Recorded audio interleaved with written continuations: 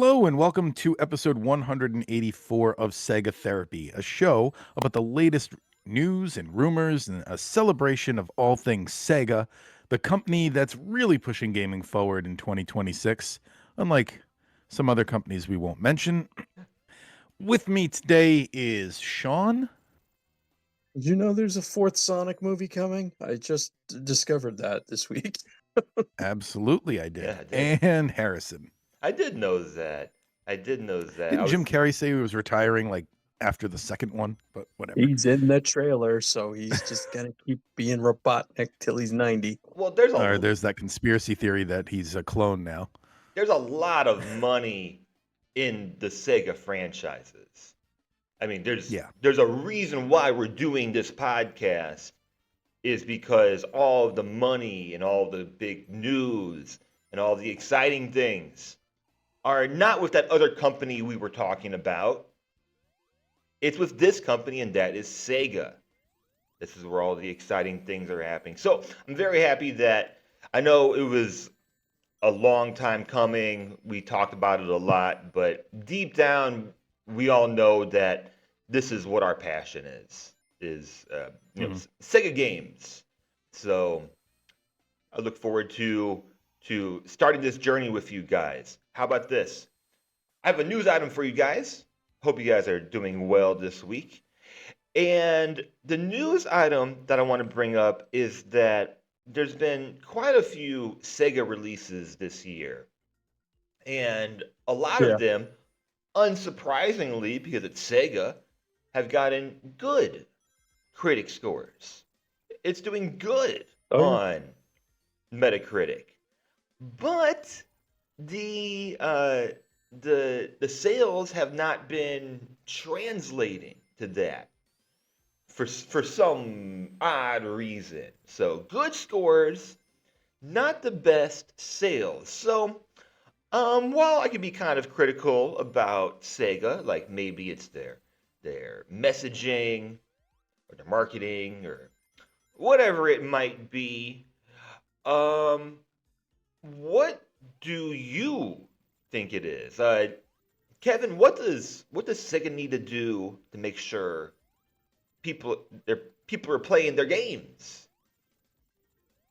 They just need to play the waiting game, I think, because with games as amazing as Sega's library and all of the different flagship characters they have, it's just a matter of time before everybody has a chance to experience it. Because once you're in the door, you're not leaving. So I think Sega just needs to play the waiting game. Maybe pretty soon. It looks like some companies aren't going to be around forever. Once one of these other consoles kind of fades away, maybe they get back into the console game. Maybe Dreamcast 2, I Game wish. Gear Yeah. 2, Sega Saturn 2. It doesn't have to have a 2 on it, but anyways, all right. Kevin says to wait. Sean, do they need to do anything different? I mean, we're 184 episodes into the show at this point, and I keep hammering this, home every time it comes up. Stop releasing demos for all your games. You're basically giving them away for free. People give it a go, feel they've gotten enough of the experience, and then don't go and buy the game despite critical acclaim. I mean, why are people sitting on Shinobi? I get that it's a long dormant series, but it's an amazing game. Pay for the game. Don't play the demo. Just buy the game and play it. It's well worth the time. So I don't understand the rationale behind continuously just always supporting all their releases with demos. It Yeah, just is counterintuitive, in my opinion. demo. We hate demos. Demos are horrible. Demos are awful. Why would you do that? Why would You're you just want to asking play something for to free? lose money. Yeah, Why? it's Like, been proven time and time again that free to play is not a business model you want to do. yeah. Why would you do it on games that you're spending years and studios and resources creating? Right. Don't give it for free. Right. Like, that's not a way to get people in the door. I don't understand it. It's like when I go to Sam's Club and they're like, do you want a free sample? I'm like, no, I don't want a free sample. No, I don't. Like what? I want just a little piece? No, I want the whole thing. Because then if I Right. You try slap it, I like it. Then what? right. Yeah, you slap that free sample on the ground, you go buy the damn thing. Yeah, Yeah. exactly. You know how to do it, Right. Harrison. Right. Exactly. Exactly. We've talked on here that demos are the free samples of the video game world. We've done whole episodes on it. So, right. Right. So, Sonic's our guy. It's not Alex the Kid anymore. It's Sonic. Can Sonic still be our guy? I mean, he's been our guy for like almost my entire life. Or Kevin, do we need to move on? No, I think Sonic is pretty much one of the greatest mascots ever created. I mean, he's more recognized than Mickey Mouse or Spider-Man, all those other, characters that children kind of get in the door with. So I think it's the perfect way in, and then maybe you stick around for some Crazy Taxi or any of the wherever your Sega journey takes you. That's very true. I've often said that Batman is the gateway to Sonic. That's very true. That's very very true. Okay. He's staying. So then Sean, do you want to see more? You did you play Frontiers at all? You want to see I more did. open world? Yeah, I'd love to see a current gen console re-release with better frame rates and graphics. I don't think Sega utilizes Sonic in enough games. Like part of my hesitation to try the Yakuza series is the fact they've never integrated Sonic or any other character into it. And again, like he's the bridge to all these franchises. I say put him in Crazy Taxi, put him in Golden Axe, you Yeah, know. yeah, yeah, yeah, yeah. Yeah, I mean, I don't understand, like a Yakuza game with Sonic, that's $1 million idea. Right. Right. You know, Is he that's is he driving a taxi? He's pretty he could fast. drive a taxi. I mean, he could, you could do a Sonic racing game where you mash together all the Sega franchises and he's just on his 2 feet running racing taxis. However you want to do it, it works. It's a proven system. You put Sonic in it and it sells. Uh, That is true. Despite what this article tells us that the games are not selling, despite that. But these are different Sega games without Sonic, so you might be right. I might have just kind of did a whole 360 on this. Okay, well that's great, fellas. Kevin, you got a list for us. You got a list of some games for us, don't you?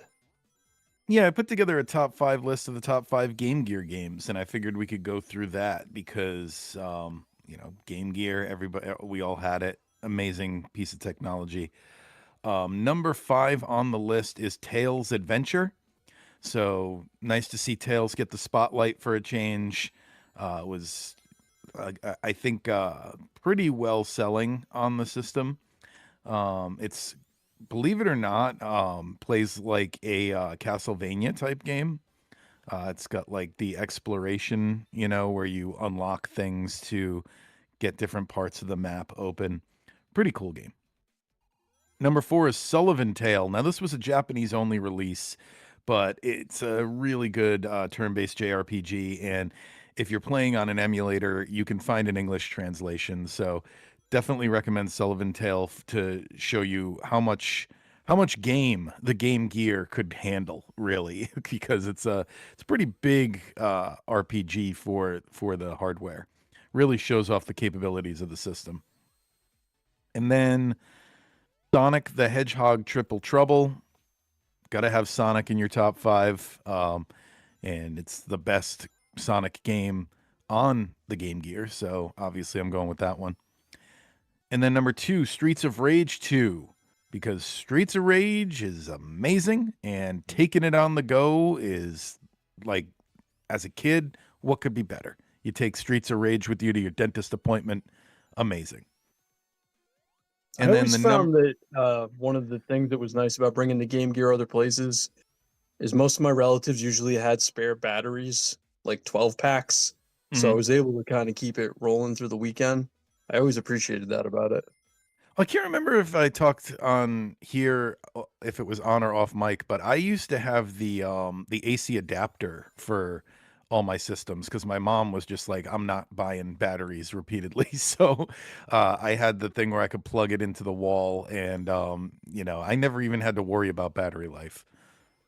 No, we were like the black market of batteries when I was a kid. So And then my number one best Game Gear game is Columns. I mean, Game Boy, they had Tetris. It was black and white. It was boring. Columns is really what you're looking for when you want a puzzle game on the go. Nice, beautiful, bright, vibrant colors, great puzzle action. Almost a one-to-one to the console version. So amazing, amazing portable game. I don't feel like Columns 2 gets enough love. That's like always the one Yeah, they leave out of collections. You get yeah. Columns and Columns 3, 2, they're just it's like you have to know Hmm. the password to even be allowed to play it, and it just doesn't seem fair to me. Good point. Right. And was it a pack-in game? We've talked about this. Columns was a pack-in game for the Game Gear, yes. Right, I mean, I right. think later in the Game Gear's life, they started selling it solo without a game, but definitely in the beginning. Right. I don't know if But you I guys see it know on the this when packaging.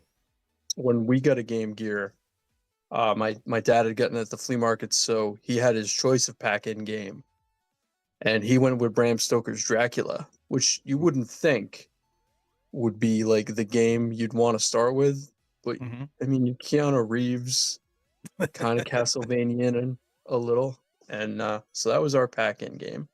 We had to actually go get Columns, but we had Bram Stoker's Dracula to start. Nice. One of the Not a best bad choice. Puyo Puyo games as well. I assume Oh yeah, I don't know how many. I get there's like a lot of might be like 100 Puyo Puyo games. I don't know. Yes, and you mentioned it before, or maybe I wasn't listening. Wonder Boy, Wonder Boy, the Dragon's Trap was on Game Gear. I totally forgot Yes. they did like a remake a few years ago of a different Wonder Boy game. But Wonder he's one of Boy, the mascots that kind of got beat out by Sonic eventually.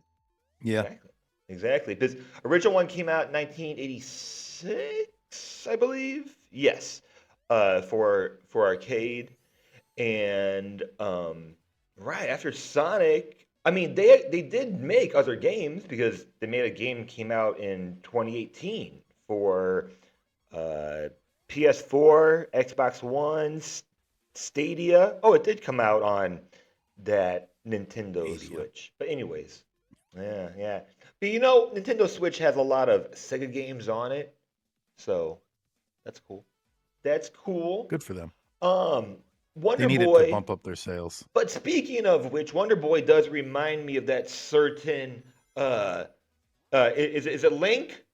I believe. I always mess up the Oh, names. yeah. Is a I Link know or what you're talking about. is a Link Yeah. or Zelda? Oh no, Zelda's the girl. Link is the boy. Okay, Yeah. Wonder Boy reminds me of Link. Yes. I mean, Link's like the baby version because Wonder Boy actually has difficulty. So, Oh, yeah, exactly. But was Yeah, there another one that said you said like, oh, this reminds me of Zelda? I think that was the Japanese only game that I mentioned. That Sullivan Tale has Oh, a Zelda like feel to it. I forgot to mention that. Zelda-like, meaning that it must be better. It must be. well, Yeah. I mean, we're 184 in, guys. We don't need to sully the Sega podcast with bringing up Link and Zelda. So Exactly. As I said, I don't even know who is who. Like which one is which. So, anyways, exactly. Very good list. All Named as right. Pony Eponia. ridiculous. So this is kind of our transitional demo episode, and we're gonna be back next week with, or later this week, with our spotlights and our big Sega news, because you know there's a lot of Sega news out there. That's why we're doing this. So I want to end then just with a big round question, and then listeners, you can join in as well. Let me know your thoughts on this. 2026. Which Sega IP would you like to see make some kind of motion in 2026? A release, a remake, just some news, knowing that the games are coming soon. Um, Now I'm the Yakuza guy. I would want to say Shinmu, but I have like 12 Yakuza games I could play in the meantime. Yakuza was pretty much the continuation of Shinmu, and Shinmu 3 I actually never played because, well, maybe I'll play it now that it's getting released on like home consoles and things like that. I never played the Kickstarter one. I'm gonna go with Crazy Taxi. It's a little bit simple, and I think there's gonna be news about this series this year, but just a fun game. I'm in the mood to play a fun game right now. So, Kevin, which series are you going with? I would say Power Stone. The series that really exploded couch co-op back in the day. Nintendo tried chasing them with that Smash Brothers series, but it never quite caught up. It's Power Stone is really like one of the greatest couch co-op fighting games. With the what's that term where it's like just like a free for all, a brawl, like Yeah, that a kind of brawler. game. Yeah, Yeah, Brawl. Free brawler. for Yeah. all brawler. Yeah. Exactly. Exactly. We need more of those. Exactly. We need more. Sean, what are you going with? Uh, I don't know. Would it kill Sega for a re-release of Altered Beast at 60 frames a second? Like, come on, it's 2026. Like, let's get with the times. That's all I want. Okay. Okay. A re-release. Very good. Very good. We've mentioned a lot of different types of Sega games today. And I think that's about it. I think that's about it, isn't it? No other news or any other items or anything. So I think we just leave it there. So, okay. Well, then remember that we are Sega fans, not Sega experts. So we probably got some things wrong. But honestly, how much Sega news is there to get wrong? So I bet we got most of it right. Fellas, have a great rest of your week. We'll be back next week with some more Sega Therapy.